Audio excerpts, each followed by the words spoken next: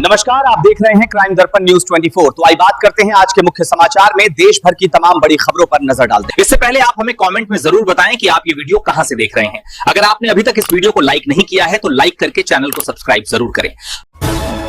कांग्रेस सांसद राहुल गांधी ने उत्तराखंड में नस्ल भेद का शिकार हुए अंजल चकमा की मौत पर दुख जताया है। उन्होंने कहा कि यह घटना बहुत दर्दनाक है और इससे साफ दिखता है कि भारतीय समाज में नफरत बढ़ती जा रही है, जो देश के लिए खतरनाक है। आम आदमी पार्टी के नेता संजय सिंह ने केंद्र सरकार पर हमला बोला है। उनका कहना है कि प्रधानमंत्री देश के संसाधनों को अपने करीबी उद्योगपति दोस्तों जैसे अडानी और अंबानी के फायदे के लिए बेच रहे हैं और आम जनता को नुकसान पहुंचा रहे हैं। उत्तर प्रदेश के मुख्यमंत्री योगी आदित्यनाथ ने राज्य में खेल सुविधाओं को बढ़ाने का बड़ा ऐलान किया है। उन्होंने कहा कि हर गांव में खेल का मैदान बनाया जाएगा, ब्लॉक स्तर पर मिनी स्टेडियम होंगे और मंडल मुख्यालयों पर स्पोर्ट्स कॉलेज खोले जाएंगे ताकि युवाओं को आगे बढ़ने का मौका मिले। कांग्रेस अध्यक्ष मल्लिकार्जुन खड़गे ने प्रधानमंत्री नरेंद्र मोदी पर तीखा हमला करते हुए कहा कि वह झूठों के सरदार हैं और झूठ बोलना ही उनका काम बन गया है। उन्होंने आरोप लगाया कि प्रधानमंत्री जनता को गुमराह कर रहे हैं। भाजपा नेता शहजाद पूनावाला ने आरोप लगाया है कि कांग्रेस पार्टी अब दो गुटों में बंट गई है। एक गुट प्रियंका गांधी वाड्रा का है और दूसरा राहुल गांधी का। उन्होंने यह भी कहा कि पार्टी के अंदर राहुल गांधी की जगह किसी और को आगे लाने की मांग तेजी से बढ़ रही है। मणिक्कम टैगोर ने आरएसएस की तुलना अलकायदा से करते हुए कहा कि दोनों नफरत फैलाने का काम करते हैं। उनके इस बयान पर सियासत तेज हो गई है। बीजेपी विधायक नितेश राणे ने कांग्रेस पर हमला बोलते हुए कहा कि कांग्रेस को वोट देना जिहादियों को वोट देने जैसा है। सुहेल देव भारतीय समाज पार्टी के नेता ओम प्रकाश राजभर ने कहा कि आंदोलन करना हर किसी का हक है, कोई किसी को रोक नहीं सकता। उन्होंने कहा कि देश की जनता प्रधानमंत्री मोदी पर भरोसा कर रही है। एनडीए के सभी सहयोगियों पर लोगों का विश्वास है और इसी वजह से मोदी जी तीसरी बार प्रधानमंत्री बने हैं। चांदी की कीमत जिस तेजी से बढ़ रही है उसे देखकर लग रहा है कि अभी रुकने वाली नहीं है। एमसीएक्स पर चांदी करीब 6% की बढ़त के साथ खुली और इसका भाव 2,50,000 रुपए प्रति किलो के पार पहुंच गया। नए साल की पूर्व संध्या से पहले दिल्ली ट्रैफिक पुलिस ने सख्त निर्देश जारी किए हैं। नए साल के जश्न के दौरान बढ़ने वाले ट्रैफिक और सड़क हादसों को रोकने के लिए पूरी दिल्ली में जांच अभियान तेज कर दिया गया है।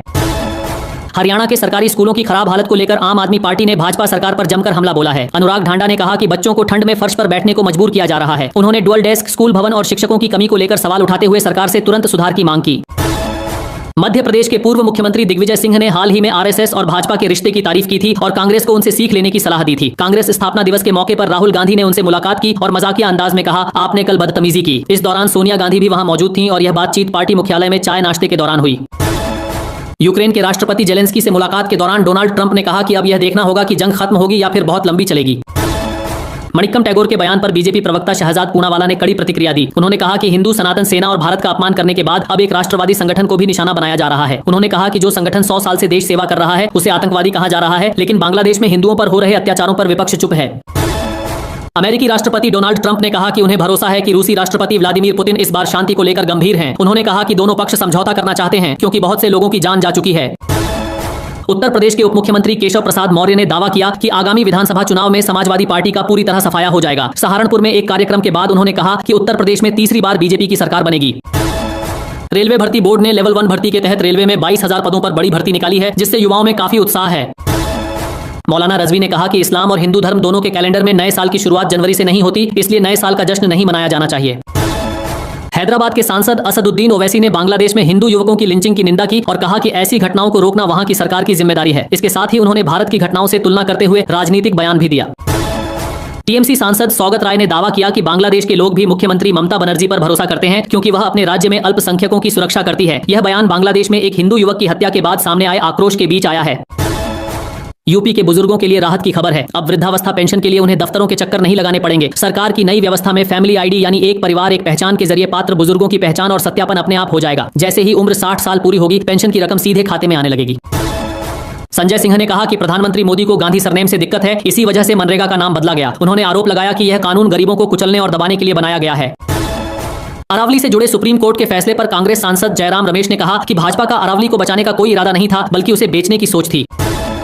अखिलेश यादव ने योगी सरकार पर उत्तर प्रदेश में महिला अपराध बढ़ने का आरोप लगाया। उन्होंने कहा कि यूपी महिला अपराध के मामलों में देश में सबसे आगे है और 10-90 सेवा को भाजपा सरकार ने खराब कर दिया है। पूर्व मुख्यमंत्री ने पुलिस प्रशासन पर बेलगाम होने और भाजपा नेताओं के दबाव में काम करने का आरोप लगाया। उन्होंने दावा किया कि 2027 में जनता भाजपा को हटाकर प्रदेश को अपराध मुक्त बनाएगी।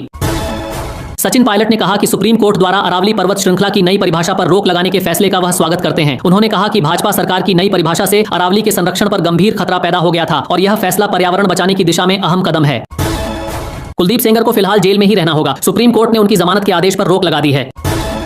संविधान बचाओ वोट बचाओ रैली को संबोधित करने आम आदमी पार्टी के सांसद संजय सिंह बैलगाड़ी से पहुंचे। उन्होंने भाजपा पर जमकर हमला बोलते हुए कहा कि भाजपा गरीबों के वोट काटने का काम कर रही है।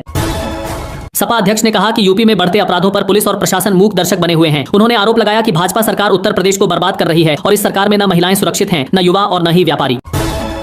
योगी सरकार में मंत्री ओम प्रकाश राजभर ने अखिलेश यादव पर निशाना साधते हुए कहा कि मुख्यमंत्री रहते हुए उन्होंने ब्राह्मणों के लिए कुछ नहीं किया। राजभर ने दावा किया कि 2047 तक सपा और कांग्रेस को विपक्ष में ही बैठना पड़ेगा। देहरादून में त्रिपुरा के छात्र एंजेल चकमा की हत्या को लेकर राजनीति तेज हो गई है। राहुल गांधी ने इसे भयावह घृणा अपराध बताते हुए भाजपा पर नफरत को सामान्य बनाने का आरोप लगाया और चकमा परिवार व उत्तर पूर्व के लोगों के प्रति संवेदना जताई। अखिलेश यादव ने भी इसे नफरती सोच का नतीजा बताया और ऐसे तत्वों के बहिष्कार की बात कही।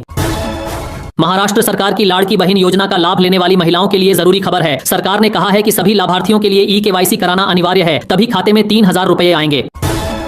चुनाव आयोग पश्चिम बंगाल विधानसभा चुनाव से पहले ईवीएम को लेकर उठने वाले सवालों को खत्म करना चाहता है। इसी वजह से अब ईवीएम की जांच कराई जाएगी। योगी सरकार ने राष्ट्रीय वृद्धावस्था पेंशन योजना के तहत 2025 में 9,83,000 नए वरिष्ठ नागरिकों को जोड़ा है। इसके बाद कुल लाभार्थियों की संख्या 67,50,000 हो गई है। डिजिटल सत्यापन, आधार लिंक और फैमिली आईडी से पारदर्शिता लाई जा रही है। 3,32,000 अपात्र लोगों को सूची से हटाया गया है और पेंशन सीधे बैंक खातों में भेजी जा रही है, जिससे भ्रष्टाचार पर रोक लगी है। दिग्विजय सिंह द्वारा भाजपा और आरएसएस की तारीफ किए जाने से मध्य प्रदेश की राजनीति गर्मा गई है। मुख्यमंत्री मोहन यादव ने उन्हें भाजपा में आने का ऑफर दिया, लेकिन दिग्विजय सिंह ने अपनी टिप्पणी से इनकार कर दिया। कांग्रेस ने मनरेगा का नाम बदलने के खिलाफ देश भर में विरोध करने का ऐलान किया है। कांग्रेस अध्यक्ष मल्लिकार्जुन खड़गे ने बताया कि 5 जनवरी से इसके खिलाफ अभियान शुरू किया जाएगा। शिवसेना यूबीटी के प्रवक्ता आनंद दुबे ने कांग्रेस पर गंभीर आरोप लगाए हैं। उन्होंने कहा कि कांग्रेस पार्टी ने उनकी पीठ में छुरा भोंका है। पहले भाजपा ने ऐसा किया और अब कांग्रेस ने किया। दुबे ने कहा कि यह सब महाराष्ट्र और मुंबई की जनता ने साफ देखा है। उनके मुताबिक कांग्रेस सिर्फ तुष्टीकरण की राजनीति करना चाहती है।